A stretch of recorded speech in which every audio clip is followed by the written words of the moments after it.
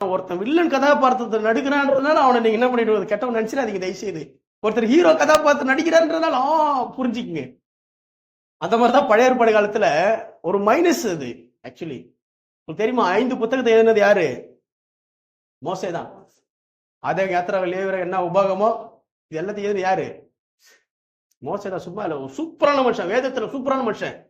நீங்க தாவீதை தான் பெருசா பேசுறாங்க, நீங்க மோசஸை பத்தி யாரும் பேசுறது. ஏன்னா அவங்க என்ன நினைச்சுக்கிறாங்க, அவங்க கெட்டவன் நினைச்சிட்டு இருக்காங்க, மோச வில்லன் நினைச்சிருக்காங்க. நல்ல ஒரு அருமையான ஒரு பாத்திரம், அருமையான கீழ்ப்படுதலின் பாத்திரம் மோசஸ். அதனாலதான் அந்த இடத்துல என்ன பண்றோம், எலியாவும் மோசஸும் இயேசுக்கு தரிசனம் வராங்க. ஒரு அருமையான பாத்திரம் மோசஸ், ஒரு அருமையான கீழ்ப்படுதலின் பாத்திரம், தேவனுடைய சித்தத்தை செய்த அருமையான ஒரு பாத்திரம். நீங்க எப்படி எந்த ஆங்கிலம்னா மோசஸை உதாரணத்துக்கு எடுக்கலாம். ஏன்னா மனுஷனுக்கு வெளிச்சம் போட்டு காமிக்கணும், உன்னுடைய பலன் என்ன என்பதை புரிய வைக்கணுன்றதுக்காக மோசே எடுத்தாரு. மனுஷனுடைய பொல்லாத வழியிலேயே போயிட்டு அவனை புரிய வைக்கணும் என்பதுதான் மோசஸை குறித்து தேவன் கொண்ட திட்டம். அந்த வழிக்கு மோசஸ் உட்பட்டான். அதனால மோசஸை பொல்லாத நினைக்க கூடாது.